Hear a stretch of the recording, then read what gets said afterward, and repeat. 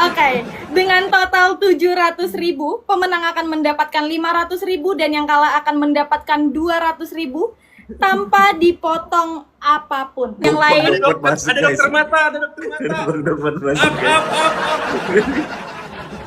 ada Ingat apa ya guys Kanda? ya, di sini Bang Dokmat nambahin lagi 200 yang menang, 100 yang kalah. Tandanya menang dapat gopek, kalah dapat cepek guys. Bayangan, ini bukan Para sultan berbagi rezeki. Terima kasih buat Bang Romi, Sarah, dan Bang Dokmat. Thank you. Tadi musiknya apa sayang biar Pia bikin? kesuksesan manusia ditentukan takdir atau usahanya. Bermasalah, makanya ini temanya adalah free will dan determinism terkait kesuksesan. Gitu. Dari hipotesis takdir, dari pemikir ketat. Iya, determinis dan pemikir ketat membela free will.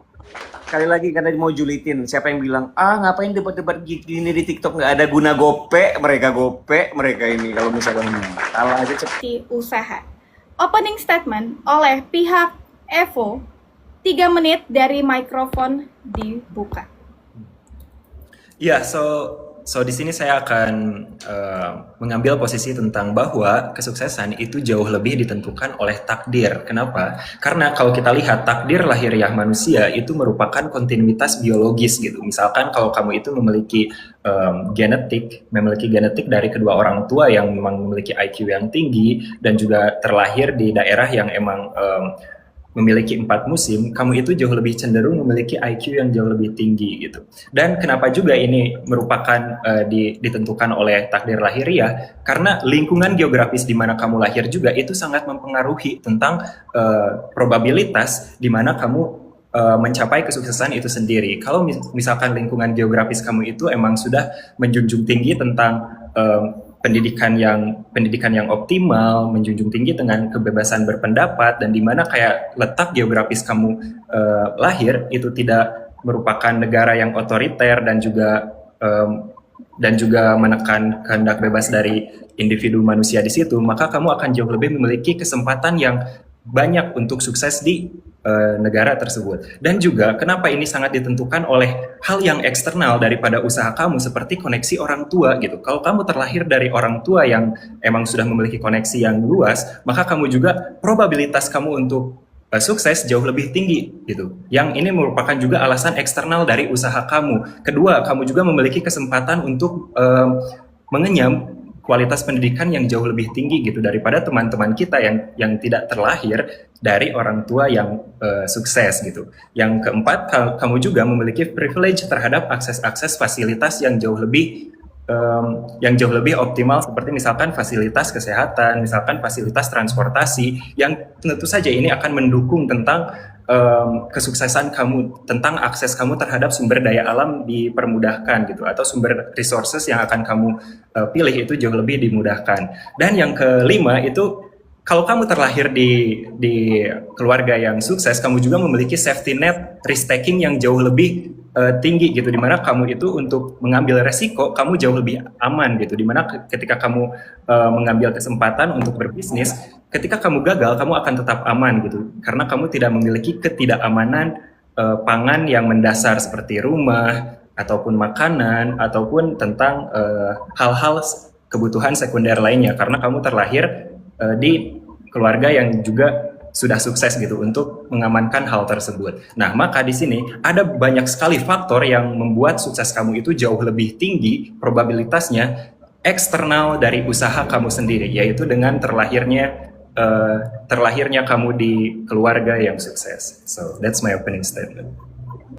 Baik, terima kasih untuk pihak Evo. Kita akan mendengarkan opening statement oleh pihak pemikir ketat yang sepakat oleh usaha. Waktunya 3 menit setelah mikrofon dibuka. Oke, terima kasih. Dewan ini percaya bahwa kesuksesan manusia itu ditentukan oleh usahanya. Sebelum saya menjelaskan, saya akan menjelaskan standing point saya bahwa kesuksesan itu harus didefinisikan dulu sebelum kamu menjelaskan seseorang itu bisa nyampe kepada kesuksesan.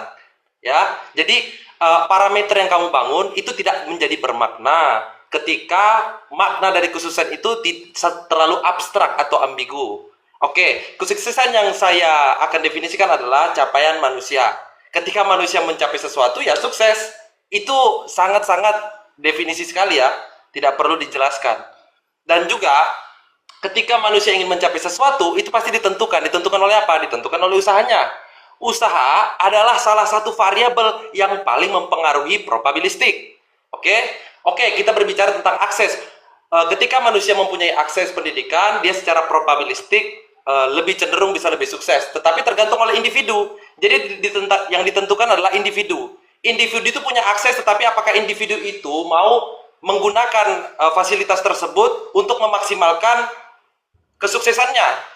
Karena kembali lagi, kesuksesan itu mau capaian manusia, entah itu finansial, capaian bahagia, dan seterusnya.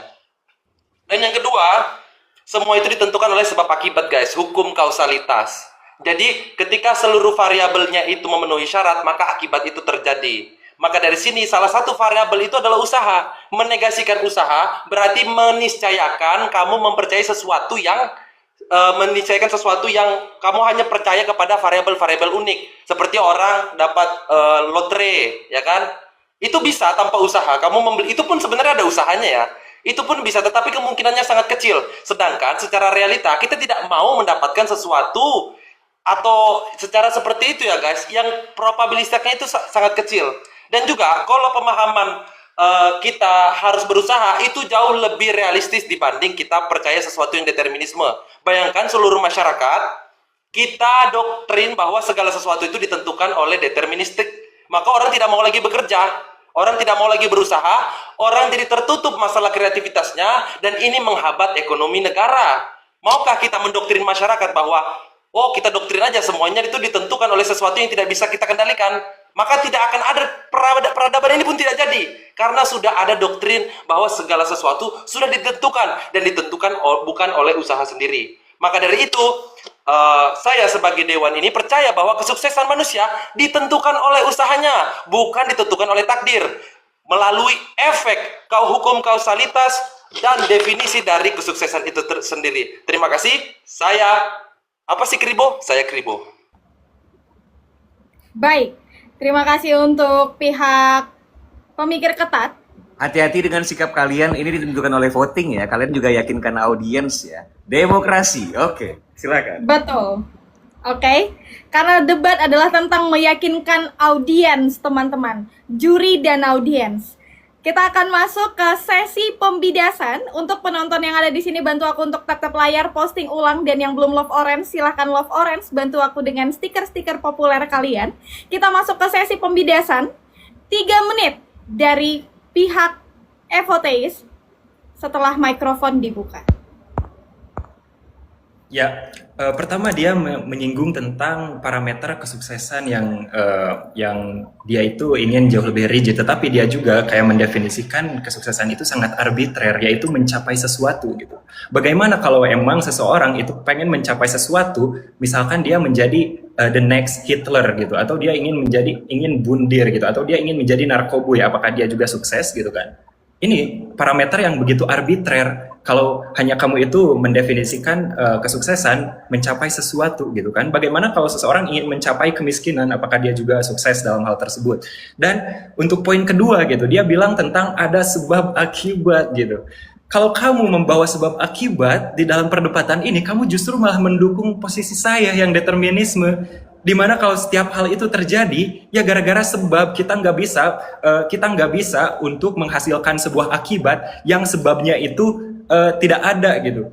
Nah, kita itu memiliki sebuah akibat gara-gara ada sebab, kita didetermin oleh sebab tersebut. Justru kamu malah mendukung posisi saya di sini sebagai deterministik, di mana kayak akibat itu nggak bisa lepas dari sebab gitu.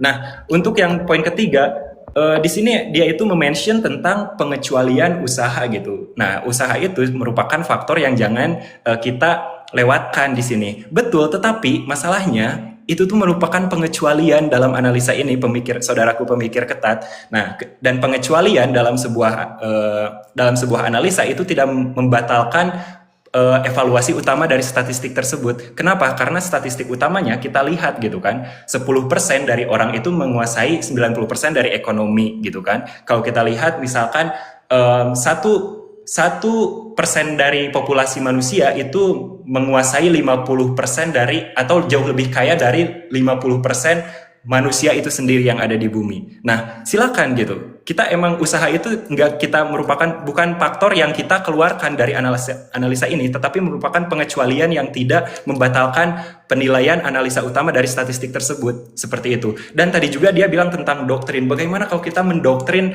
masyarakat bahwa usaha itu tidak berpengaruh gitu. Masalahnya doktrin itu tidak akan mempan terhadap sistem yang emang sudah tetap seperti itu gitu. Dimana seperti tadi saya sudah bilang gitu kan 10% dari masyarakat 10% dari populasi itu menguasai 90% dari ekonomi. Silakan kamu mendoktrin bagaimanapun, kamu tidak akan bisa gitu sebuah doktrin itu untuk mengalahkan sebuah sistem yang emang sudah tetap seperti itu di mayoritas dunia ini yang kapitalistik kayak gitu. Maka posisi saya di sini sebagai dewan yang menganjurkan bahwa takdir kesuksesan itu ditentukan takdir lahiriah kamu gitu, yang eksternal terhadap usaha kamu. So that's it.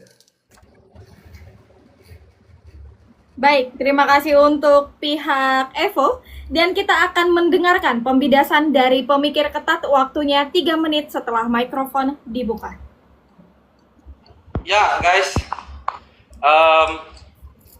saya mau menegaskan ulang ya, sampai detik ini bahwa Evoteis belum mengeluarkan definisi tentang kesuksesan itu sendiri. Itulah kerancuannya guys, dimana bagaimana kita mau memparameterkan sesuatu, tetapi yang mau diparameterkan itu nggak ada. Apa? Dia bilang kesuksesanmu terlalu arbiter, karena kalau orang mau jadi bandar narkoboy atau mau jadi Hitler, itu kan juga bisa kalau dia sampai kepada titik itu. Ya benar, itulah kesuksesan. Itulah makna dari kesuksesan itu sendiri. Kesuksesan adalah apa? Capaian manusia. Ketika manusia mencapai sesuatu, itulah yang disebut sukses. Ya.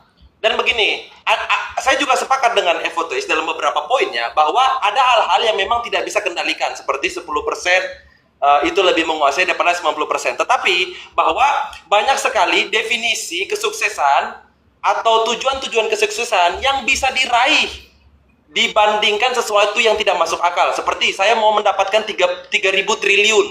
3.000 triliun itu memang sesuatu yang benar-benar tidak bisa kita kendalikan, karena memiliki banyak variabel yang tidak bisa kita penuhi. Tetapi kalau kita ingin besok saya mau naik mobil, oke, saya tinggal harus punya mobil tentunya ya sebagai syarat. Terus saya datang ke mobilnya. Atau saya besok mau makan, oh berarti seluruh syarat akan terjadinya makan tinggal saya penuhi. Itulah kesuksesan. Kesuksesan sesimpel itu. Ketika manusia mau mencapai sesuatu. Seperti ini, ketika saya mau membuat lucu ya, pakai apa ini? Itu saya tinggal memenuhi semua syaratnya saja, maka itulah yang disebut dengan kesuksesan. Kesuksesan itu nggak tergantung dan relatif, guys. Tiap orang itu mempunyai punya pola pandang tentang kesuksesan yang berbeda-beda.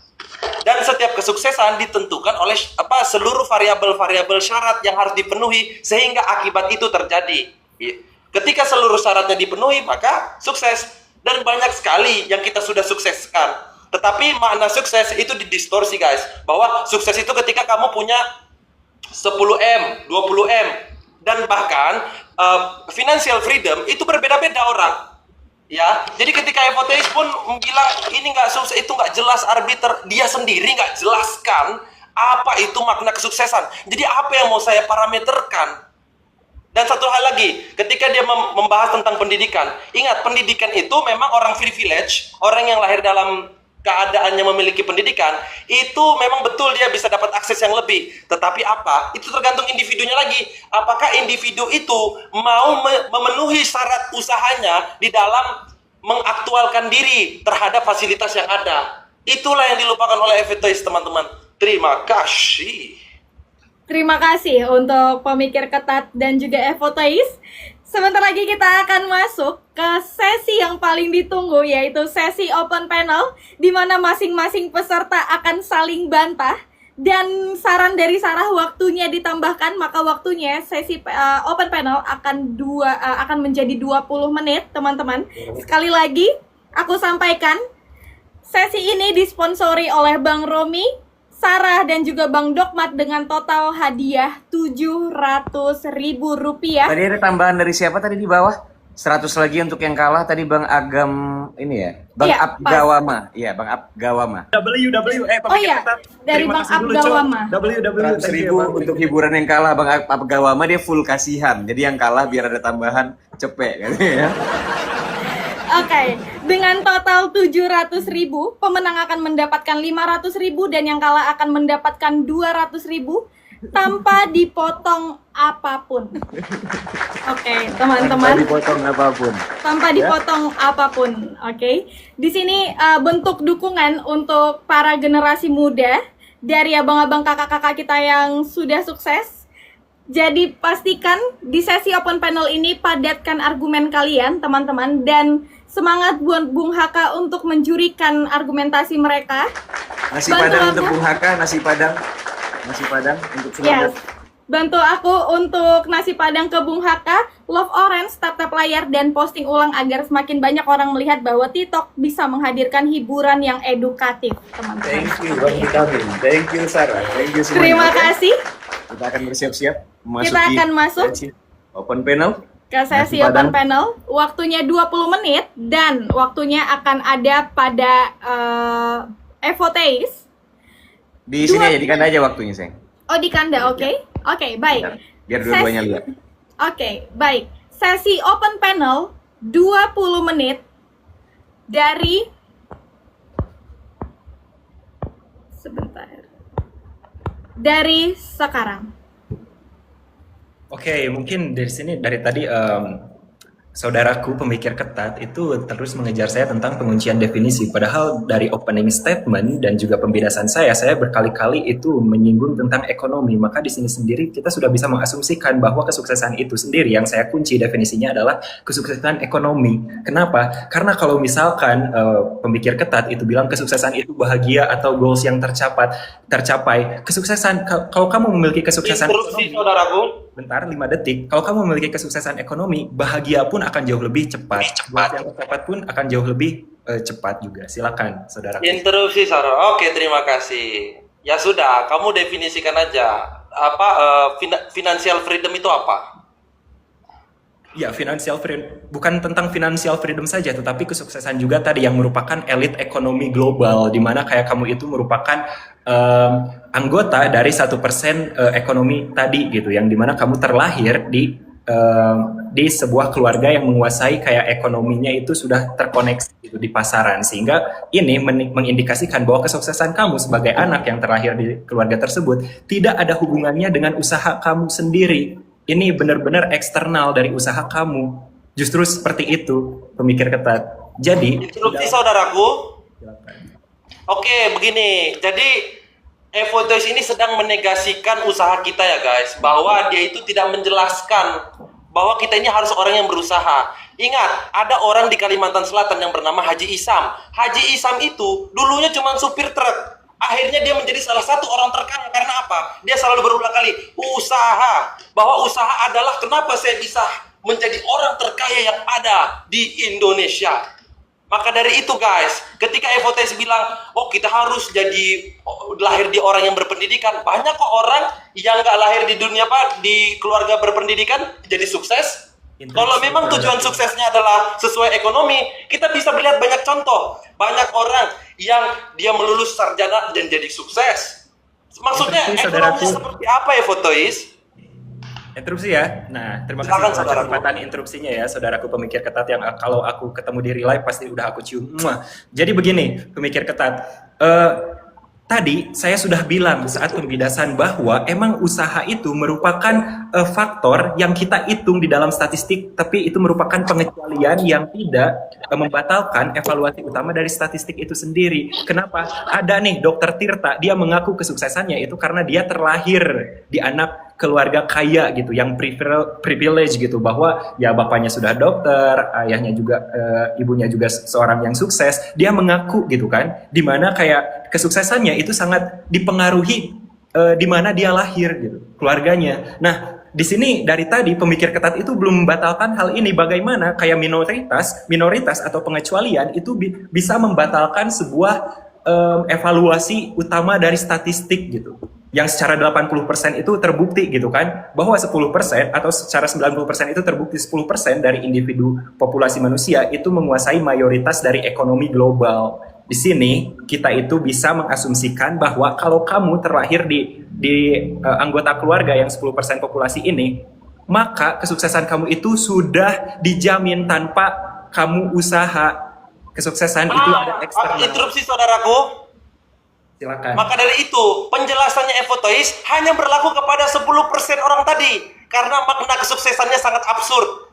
Jika dia mengandaikan satu yang sukses, harus dimiliki oleh variabel-variabel oleh 10% tadi, maka kesuksesan bagi 90%, kesuksesan itu menjadi tidak hal yang tidak masuk akal. Maka menggunakan atau saya membawa solusi alternatif bahwa menggunakan kesuksesan sebagai capaian manusia yang bisa diukur berdasarkan kemampuan kita itu jauh lebih rasional dan bisa diterapkan oleh seluruh manusia yang ada di bumi ini. Interupsi Jadi Reza capaian manusia Fahmi. itu Interupsi Reza Rahardian. sebentar saudaraku. Silakan. Jika kita bisa mendefinisikan kesuksesan sesuai dengan kapabilitas kita bisa mendapatkan sesuatu itu. Baik, jadi kita juga nikmat secara psikologis. Kita tidak terlalu berambisi kepada sesuatu yang tidak bisa kita kendalikan. Saya tidak menegasikan bahwa memang ada sesuatu yang tidak bisa dikendalikan. Tetapi apa? Bahwa pada akhirnya kesuksesan itu tidak mungkin kalau kita tidak berusaha, guys. Itu kembali ke individu. Individu sangat menentukan, bahkan menjadi variabel yang lebih dominan dibanding deterministik. Silakan saudaraku. Oke. Nah, dari tadi pemikir ketat kita, saudara kita ini yang memiliki brewok tidak konsisten, itu terus mengejar tentang definisi kesuksesan gitu. Bagaimana kesuksesan versi dia gitu. Bahwa definisi kesuksesan saya itu absurd katanya. Padahal dari tadi dia mendefinisikan kesuksesan itu hanya mencapai sesuatu gitu kan. Bagaimana kalau seseorang itu ingin mencapai kayak menjadi supir delman gitu kan, atau dia itu hanya menjadi narkoboy gitu, itu juga kan mencapai sesuatu gitu kan, tetapi tidak sukses. Nah, kenapa definisi sukses saya itu jauh lebih rigid?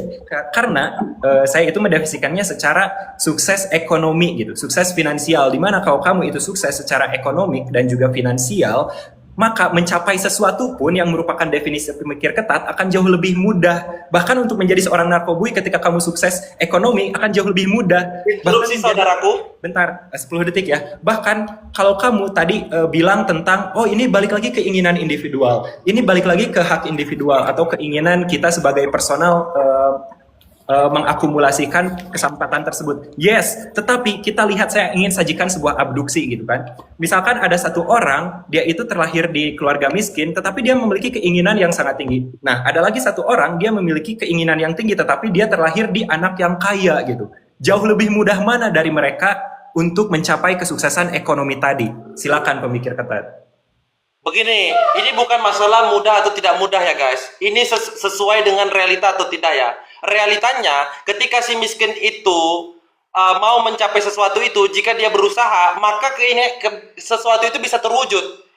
Jadi begini guys, ketika dia mengatakan kesuksesan itu ditentukan oleh ekonomi, pertanyaan saya, ekonomi yang seperti apa? Saya akan mendefinisikan kesuksesan seperti dia. Saya akan jelaskan ya. Ketika saya masuk kerja dan saya digaji 200.000 dalam sebulan, dan ketika saya digaji, apakah saya sudah sukses secara ekonomi? Dia pun nggak jelas memberikan parameter sukses secara ekonomi itu seperti apa. Ya, sukses seperti ekonomi seperti apa? Terus capaian keinginan itu seperti apa? Jadi begini guys, makanya saya menawarkan alternatif. Kita bisa mendefinisikan kesuksesan sebagai capaian manusia yang tentunya sesuai dengan kapabilitas kita. Itu adalah bentuk kebijaksanaan kita kepada sesuatu yang tidak bisa kita kendalikan dengan apa yang bisa kita kendalikan. Saya tidak menegasikan kok memang ada sesuatu yang tidak bisa kita kendalikan. Sebentar saudaraku. Tetapi bahwa usaha kita lebih menentukan arah hidup kita guys. Kalau kita diam di rumah, kalau kita tidur-tiduran, malas, main judol, itu bahkan memperburuk keadaan, menghancurkan dirimu. Maka usaha itu sangat-sangat memberikan variabel yang kuat. Pergi kerja, habis kerja kamu dapat duit kamu berusaha, beli rumah. Habis beli rumah, bikin usaha lagi. Kamu jadi keren. Silakan saudaraku. Dari tadi saya sudah bilang kayak parameter kesuksesan finansial itu seperti apa. Bahkan sejak opening statement, saudaraku pemikir ketat, saya sudah bilang kalau orang yang sukses secara finansial di definisi saya, mereka itu punya safety net risk taking, di mana mereka itu bisa mengambil resiko berkali-kali. Walaupun mereka gagal, mereka tidak akan gagal sepenuhnya. Kenapa? Karena mereka memiliki safety net dari keluarganya. Ketika mereka gagal dalam berbisnis, mereka tidak akan kehilangan rumah, mereka tidak akan jadi homeless, mereka tidak akan kehilangan kesempatan selanjutnya untuk... Saudaraku, bentar ya, 20 detik ya pemikir ketat. Nah, mereka juga dari tadi pas opening statement saya sudah bilang mereka itu tidak memiliki no food insecurity, bahwa kebutuhan pangan mereka, kebutuhan dasar seperti rumah, makanan, dan hal-hal sekunder lainnya itu sudah terpenuhi secara netral tanpa usaha mereka. Nah, tadi saya sudah bilang 2 poin ini, safety net risk taking dan juga no food insecurity. Jadi mereka itu hanya perlu fokus untuk upgrade skill dan juga memiliki keinginan individual yang tinggi dengan surplus ekonomi gitu yang disediakan oleh keluarganya dan lingkungannya dan juga kayak koneksi orang tuanya. Dan tadi ada kontradiksi nih dari pemikir ketat gitu. Makanya kalian itu harus berusaha keluar gitu. Jangan judi. Bagaimana kalau menggunakan definisi kamu tadi tentang bahwa kesuksesan itu mencapai sesuatu? Bagaimana kalau seseorang itu ingin sukses menjadi seorang penjudi gitu, mencapai sesuatunya itu mereka ingin menjadi penjudi gitu. Nah, ini kan kontradiksi gitu. Kalau kamu ingin kalau definisi sukses kamu itu ingin mencapai sesuatu dan seseorang itu ingin mencapai menjadi seorang judi gitu. Kenapa enggak? Kan itu definisi kamu sendiri. interupsi saudaraku. Silakan. Ya, ketika ada orang yang mempunyai privilege, ya, dia itu pasti punya satu kesuksesan. Atau gini, ketika orang yang sudah mencapai privilege, apakah dia sudah sukses? Karena sukses akan dikembalikan kepada individu. Dia harus mencapai sesuatu yang sudah dilampaui oleh yang sudah dilewati oleh bapaknya, atau dia sudah merasa saya sudah memiliki segala sesuatu lagi. Berarti ketika orang yang mendapatkan privilege, makna kesuksesan itu ditentukan oleh individu. Ketika individunya bilang, saya sudah sukses bahkan waktu saya lahir, berarti kan kembali kepada individu. Makanya saya bilang, nggak ada sukses itu yang nggak dimaknai oleh individu. Baru dia mengatakan bahwa bahwa ketika ada orang yang punya privilege dan dia sudah ada safety risk. Ada banyak orang-orang kaya di luar sana yang punya anak, terus anaknya itu nggak ngerti apa itu safety risk, bahkan jadi bangkrut. Itu menandakan apa? Bahwa sesuatu yang dia kendalikan menghancurkan dirinya sendiri. Berarti usaha dia sebagai variabel menentukan kesuksesan ada di tangan dia juga. Yang buat bangkrut dirinya juga, karena dia tidak punya safety risk. Jadi safety risk juga ditentukan oleh individu tersebut. Walaupun dia punya saham gimana pun, tapi gaya hidupnya melebihi daripada apa yang dihasilkan menurut ekonomi, itu juga bakal gagal, guys. Jadi, FOTS ini selalu berusaha mengeluarkan kita dari diri kita sendiri. Saya akan memberikan satu contoh kesuksesan lagi. Ketika, sebentar saudaraku, ketika orang yang ada di perdesaan itu mau mengatakan kesuksesan saya adalah ketika hasil panen saya tercapai, ketika panen saya berhasil dan tercapai, maka dia sukses. Bukankah itu secara normatif boleh dikatakan bahwa hebat ya, bapak itu sukses karena panennya semuanya tercapai. Dia sukses tuh. Silakan saudaraku. Nah, ini tuh dari tadi kontradiksi ini. Ketika kamu mengunci kayak parameter sukses itu mencapai sesuatu, tetapi kamu tidak memperbolehkan para penjudi untuk judi gitu. Padahal kan itu yang ingin mereka capai. Mereka ingin mencapai sesuatu, yaitu judi gitu. Tapi kenapa kamu gak boleh? Di sini berarti definisi kamu untuk sukses atau mencapai sesuatu itu gak konsisten dalam setiap case. Sedangkan definisi saya tentang kesuksesan finansial itu bisa itu jauh lebih konsisten. Kenapa? Karena dari tadi kamu bilang tentang bahwa interupsi saudaraku. Bentar ya, 20 detik ya pemikir ketatku. Nah, tadi itu dia bilang tentang bahwa ada risk taking gitu. Risk taking itu merupakan tanggung jawab individu sendiri. Enggak. Kenapa? Karena ketika kamu lahir di orang kaya gitu, yang dimana mereka itu benar-benar top 1% dari ekonomi sebuah negara, risk taking kamu sudah ada gitu sejak kamu lahir tanpa usaha kamu, dari keluarga kamu, dari koneksi orang tua kamu, dari privilege upgrade skill kamu di pendidikan gitu kan. Nah, ini semua dapat terjadi ketika kamu terlahir di keluarga yang emang top 1% di sebuah negara tersebut, yang benar-benar eksternal dari usaha kamu sendiri, seperti itu. Dari tadi kamu mengkontradiksinya tuh di situ gitu, bilang bahwa risk taking itu jauh lebih ada di tanggung jawab individu, padahal enggak sama sekali gitu. Yang kedua, kamu dari tadi belum menjawab abduksi saya gitu, karena kamu terus membawa contoh tentang keinginan individual gitu, usaha individual jauh lebih fundamental gitu. Kan dari tadi saya sudah sajikan abduksi gitu, tentang orang yang terlahir di keluarga miskin dan memiliki keinginan individual yang tinggi, dan juga orang yang terlahir di keluarga kaya tetapi juga sama memiliki keinginan individual yang tinggi. Akan jauh lebih gampang mana dari kedua individual ini untuk mencapai kesuksesan finansial yang merupakan definisi kesuksesan yang jauh lebih konsisten daripada definisi kesuksesan kamu tentang mencapai sesuatu. Oke, interupsi saudaraku. Oke, begini guys, ketika saya mengatakan judi itu memperburuk, saya punya argumennya. Argumennya adalah setiap kasino yang ada di dunia ini itu pasti mempunyai rumus. Rumusnya apa? EV negatif. EV negatif itu adalah expectation value negatif. Jadi tidak ada kasino yang didesain untuk menguntungkan pemain. Jadi ketika saya mengatakan judi itu merugikan kita, benar.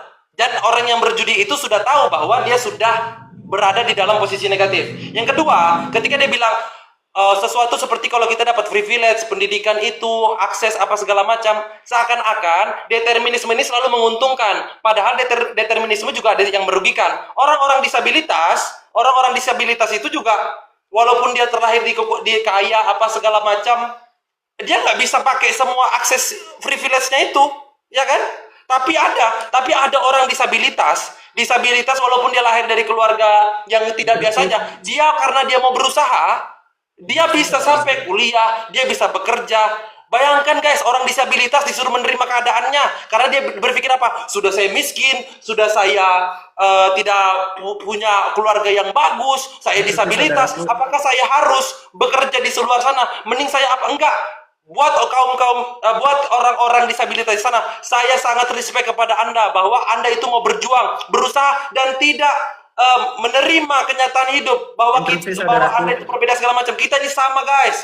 Jangan FOTIs, orang-orang disabilitas juga punya hak untuk memperjuangkan hidup mereka. Baru ketika juga dia bertanya tentang abduksi, bahwa orang-orang yang dalam tidak punya privilege dengan yang punya privilege, mana yang lebih mudah kalau punya kesuksesan? Ya jelaslah orang yang punya privilege. Tetapi kalau itu lebih mudah, akan kembali ke individu. Apakah individunya mau melakukan hal itu? Apakah individunya mau menggunakan semua relasinya itu? Itu akan kembali kepada individu. Jadi FOTIs, ini semua kembali kepada individu. Apakah individunya itu mau menggunakan semua privilege-nya? Apakah semua syarat, ingat ya, dari standing point saya, ketika akibat itu syaratnya apa? Akibat itu adalah ketika seluruh dari variabel syarat itu terpenuhi, maka akibat itu terjadi. Walaupun juga misalnya dia kaya atau tapi kalau seluruh syaratnya nggak terpenuhi, dia nggak punya kemampuan, ya gimana mau dijalankan? Silakan FOTIs. Oke, thank you atas kesempatannya untuk interupsi. Yang pertama, kamu malah jauh lebih mendukung posisi saya tentang deterministik, di mana kamu bilang bahwa ya lihat saja gitu kan, kalau misalkan orang yang cacai itu sangat mempengaruhi kesuksesan mereka walaupun mereka itu lahir di keluarga yang kaya. Yes, itu poin dari opening statement saya. Saya bilang bahwa kesuksesan itu sudah dideterminis tentang saat kamu lahir. Itu merupakan kayak takdir lahiriah. Ketika kamu itu normal, kamu jauh lebih memiliki probabilitas tinggi untuk sukses. Dan ketika kamu cacai, itu kamu jauh lebih memiliki probabilitas rendah untuk sukses. Ini kamu justru malah mendukung posisi saya di sini. Dan tadi juga kamu bilang setuju dengan abduksi saya gitu, bahwa orang yang dengan individu tinggi tetapi lahir di keluarga orang kaya atau ekonominya itu sudah elit, maka dia akan jauh lebih gampang untuk mencapai kesuksesan. Yes. Interupsi saudaraku. Bentar ya, 20 detik pemikir ketat. Nah, yes, itu poin dari opening statement saya dan poin dari posisi saya ini, bahwa ada beberapa hal atau mungkin kebanyakan hal yang merupakan faktor kesuksesan itu eksternal dari usaha kamu, seperti di mana kamu lahir atau di keluarga apa kamu lahir, seperti itu. Dan tadi tentang kasino gitu, gimana ya gak relevan tentang formula kasino itu sendiri. Bagaimana kalau emang seseorang itu dengan definisi kamu yaitu mencapai sesuatu dan dia hanya ingin main kasino gitu, gak ada kontradiksi di situ. Jadi silakan pemikir ketat. Oke, begini guys, ketika orang itu disabilitas, itu sudah jadi determinisnya bahwa dia itu tidak mau tidak susah lah untuk mencapai segala sesuatu. Enggak dulu guys, dia itu selalu mengatakan disabilitas. Enggak, banyak orang disabilitas di luar sana yang karena dia disabilitas, dia jauh lebih sukses bahkan dari saya. Dia disabilitas, tapi dia bisa bermain game hanya menggunakan keterbatasan jarinya. Itu jauh banyak lebih ditonton daripada, minta maaf, daripada live ini. Itu orang disabilitas tuh. Bahkan, jadi itu semua tergantung persepsi kita. Dan juga begini guys, FOTS itu mengatakan banyak sesuatu yang tidak bisa dikendalikan, apa segala macam. Memang benar, kita ini banyak tidak tahu. Tetapi apa? Apakah kamu mau mengatakan orang-orang disabilitas itu, ya udah karena probabilistiknya saya rendah, saya nggak usah berusaha deh? Karena secara probabilistik, saya memang tidak usah begitu. Justru, sebentar saudaraku, justru kita ini harus keluar ke rumah, kita harus bekerja, kita harus berusaha, ambil duitnya, kita harus jaga duitnya, kita harus kumpulkan. Apakah itu bukan wilayah kita? Kita itu berusaha meminimalisir resiko, bukan menerima keadaan. Itu jauh lebih rasional, jauh lebih baik secara psikologis, dan jauh bisa diterapkan kepada seluruh masyarakat. Dibanding, ya udahlah, interupsi saudaraku, itu udah 40 detik. Nah, lagi-lagi pemikir ketat itu memframing saya bahwa saya itu mengatakan bahwa orang yang cacai, bahwa orang yang memiliki atau terlahir di keluarga miskin gitu, dia itu tidak boleh usaha. Saya tidak pernah mengatakan sedikit pun poin tersebut dari opening statement hingga detik saat ini. Yang saya katakan bahwa orang yang normal, orang yang terlahir di keluarga kaya dan juga sudah memiliki koneksi luas terhadap pasar bebas, itu memiliki probabilitas jauh lebih tinggi untuk sukses. Bukan berarti saya anti usaha, tetapi usaha sendiri merupakan pengecualian dari statistik, dari faktor gitu. Nah, seperti itu pemikir ketat. Oke, baik. Waktunya sudah habis. Kita lihat dulu mikrofon dari kedua belah pihak. Baik, waktunya dipakai dengan sangat baik untuk masing-masing pihak. 20 menit ya tadi open panelnya. Baik, dipersiapkan dulu dirinya teman-teman. Kita akan masuk ke sesi closing statement. Sesi closing statement diharapkan masing-masing peserta tidak menambahkan argumentasi baru dan berikan argumentasi terbaik kalian karena total hadiah hari ini adalah 700.000. Closing statement oleh pihak FOTS atau pihak yang berdiri pada takdir. Waktunya 3 menit setelah mikrofon dibuka.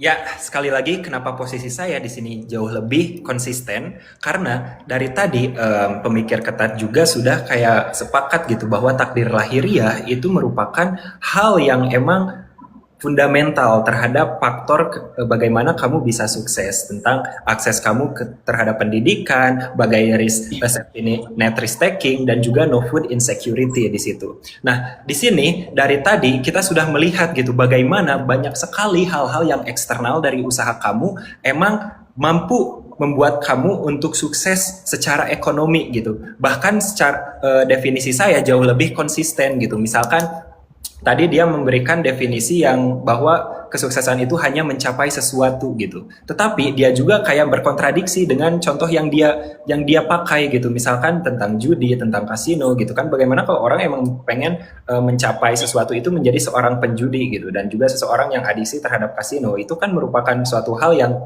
tidak berkontradiksi di world view dia gitu, di definisi pandangan dunia dia gitu.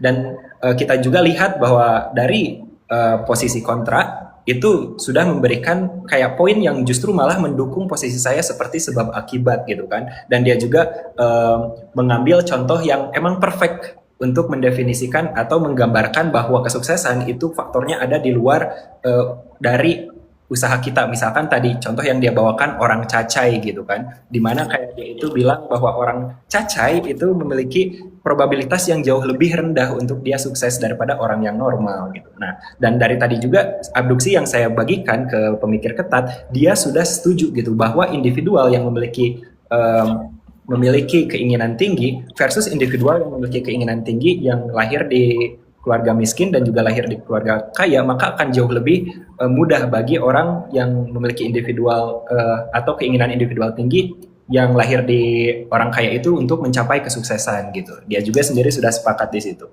Nah, di sini malah jauh lebih Maka di sini jauh lebih konsisten posisi saya untuk bilang bahwa kesuksesan manusia itu ditentukan takdir gitu kan, bukan usaha. Kenapa? Karena dari tadi juga pemikir ketat tidak bisa untuk mengasih sebuah case di mana kayak variabel yang pengecualian ini bisa membatalkan evaluasi utama dari sebuah statistik gitu kan, yang dimana saya sajikan tadi 10% dari individu manusia itu menguasai 90% dari ekonomi. Seperti itu. Mungkin seperti itu saja dari saya.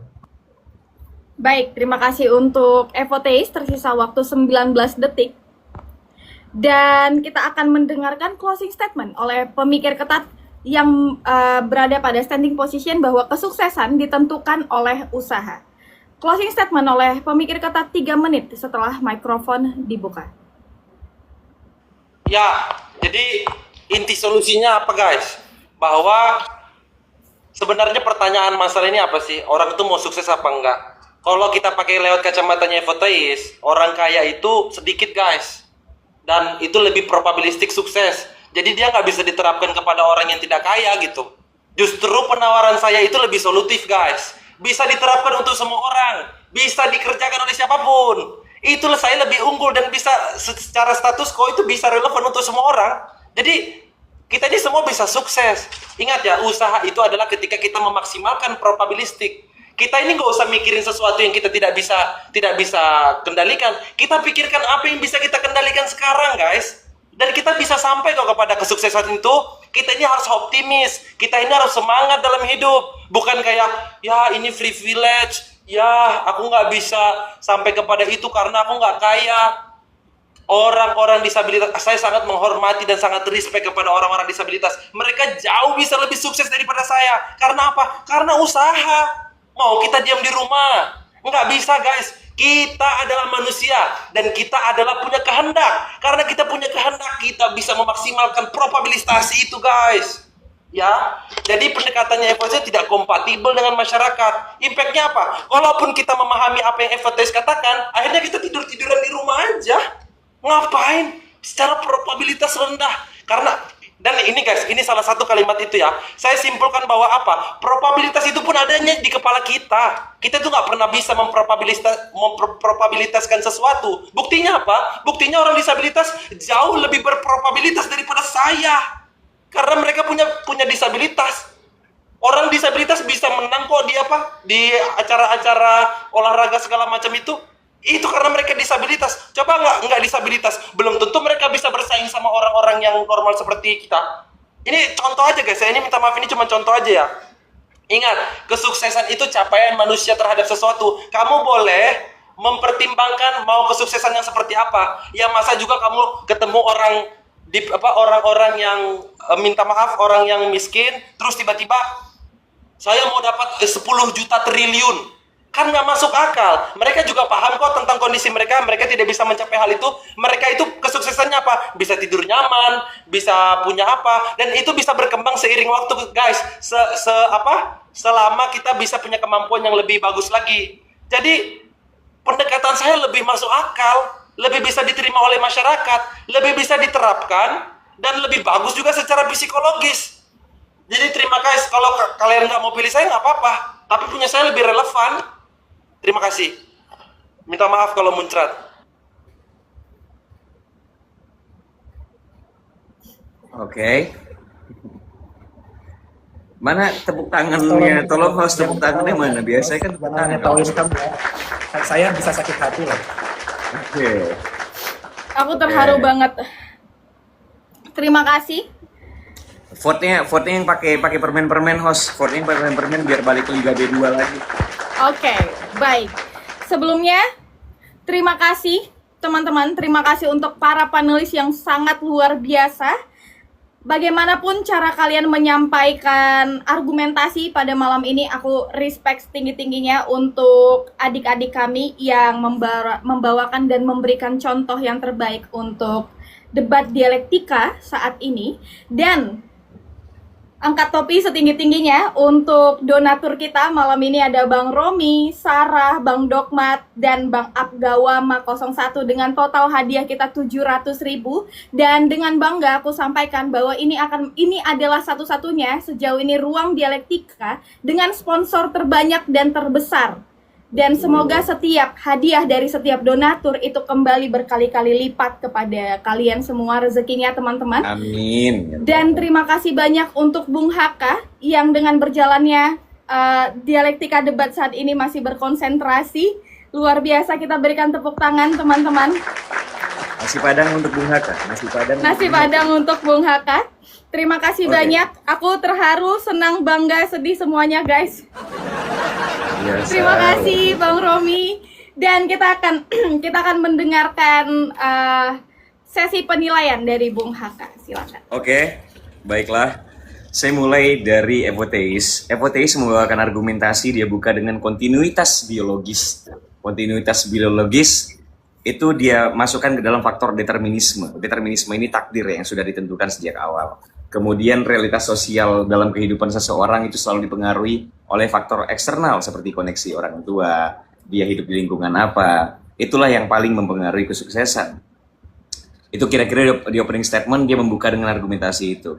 Sedangkan jadi bagus ya, rapi untuk ini ya argumen-argumennya di awal. Nah, namun pemikir ketat dia langsung menjegal dengan membuka definisi sukses yang menjebak dari pihak pro di opening statement. Definisi sukses, capaian manusia. Jadi dia menekankan bahwa definisi dibutuhkan agar tidak abstrak. Dia juga membawakan bahwa memang ada faktor sebab akibat, tapi ini paling dipengaruhi oleh usaha, karena kalau misalnya full determinisme, ini menegasikan usaha dan membuat kita percaya pada lotre dan sebagainya gitu. Dari pihak pro, apapun doktrin yang mau disampaikan oleh pemikir ketat tidak mempengaruhi faktanya, karena kita melihat realitasnya begini gitu. Realitas yang terjadi secara sistemik begitu gitu. Nah, lalu dia juga membawakan beberapa data statistik tentang jumlah si kaya dan si miskin, dan potensi si kaya, anak si kaya menjadi kaya dan anak si miskin menjadi kaya itu probabilitasnya lebih tinggi dari si anak si kaya menjadi kaya. Nah, dari pemikir ketat, kalau misalnya percaya determinisme atau takdir ini dampaknya buruk untuk society.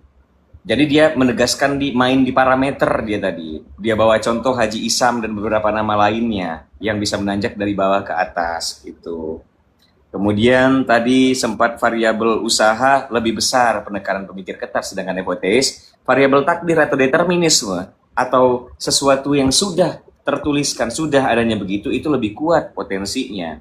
Jadi catatan saya di pihak pro, penyanyian waktu di pihak pro agak sedikit lebih banyak daripada pihak kontra ya. Jadi di closing statement tapi dia menghadirkan evidence lebih banyak.